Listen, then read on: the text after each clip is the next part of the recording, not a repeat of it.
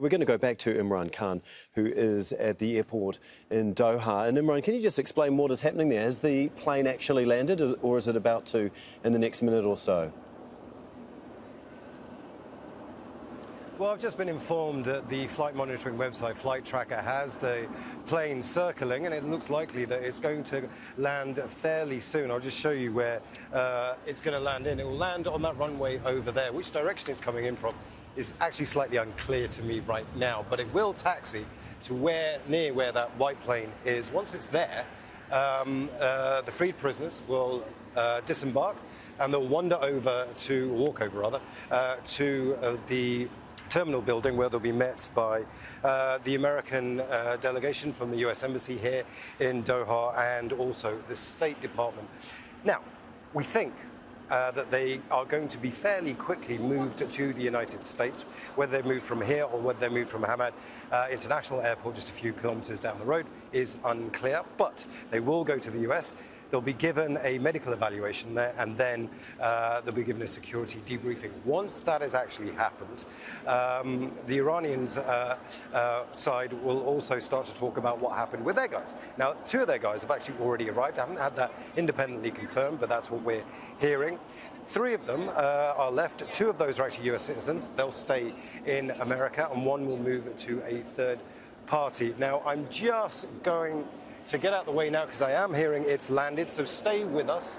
Hopefully we will see, I can see some lights in the far off distance, whether that's the plane or not. There it is, that is the plane over there. That's the Qatar Airways A320. That's the A320 that took over.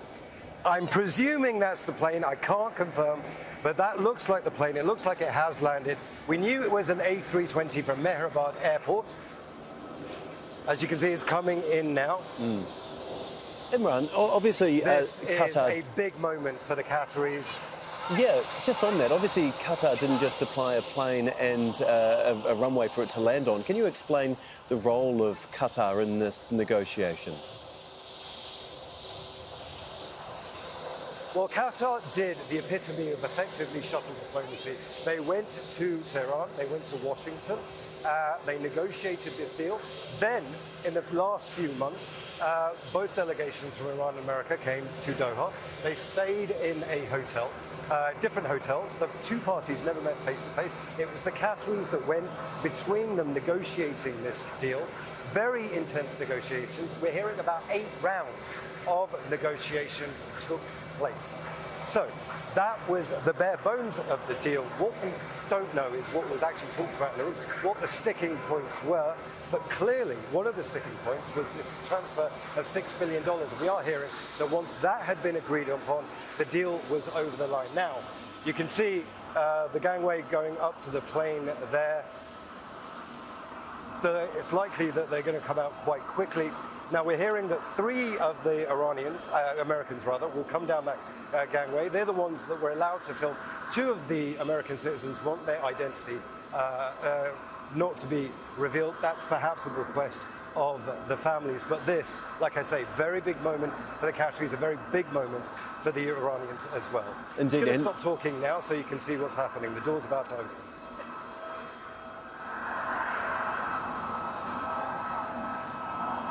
So that's it. The final few moments. This was 2 years in negotiation, ended with a 2-hour flight. So we're waiting for that door to open.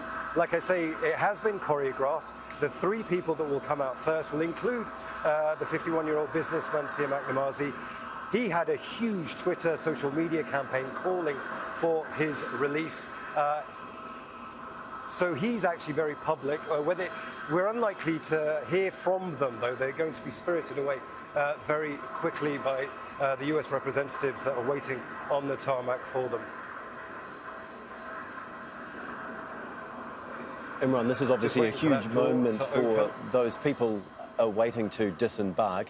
Can you just give us a sense of what the feeling is like there? What is the mood there on the runway? The mood on the runway has changed significantly. There's a visible sense of actual relief.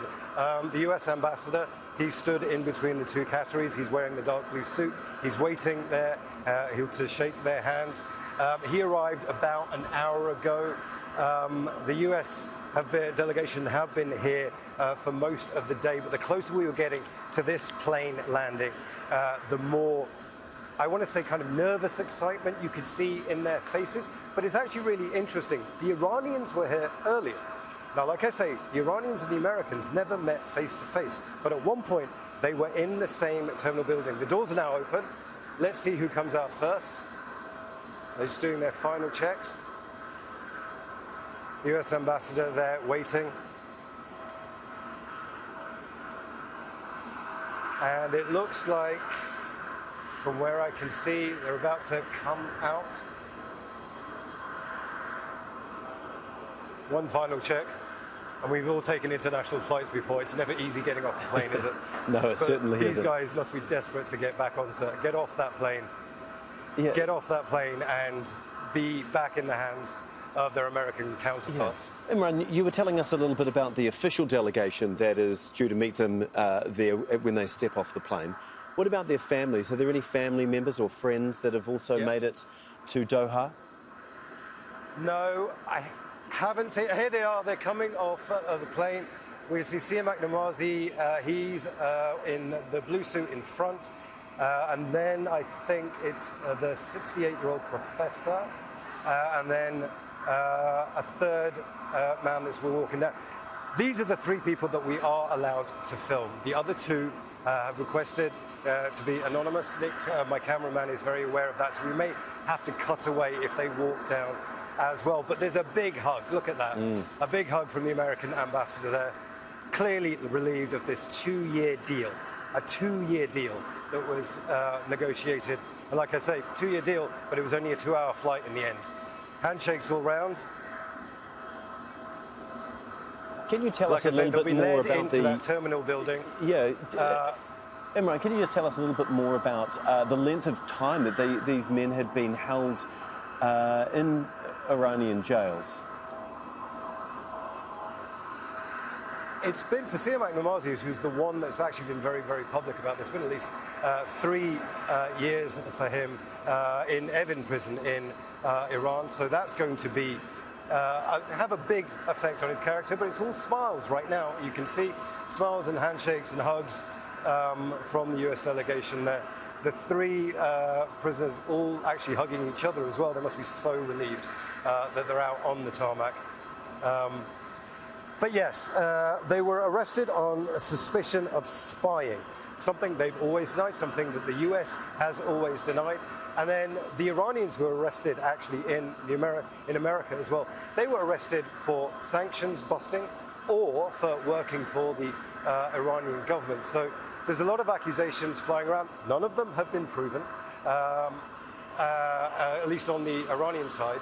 And so this is like I said, a big moment. They're now walking in, like I say, years in prison, and now they're free, and they are walking into that terminal building. You can just imagine how they feel, right?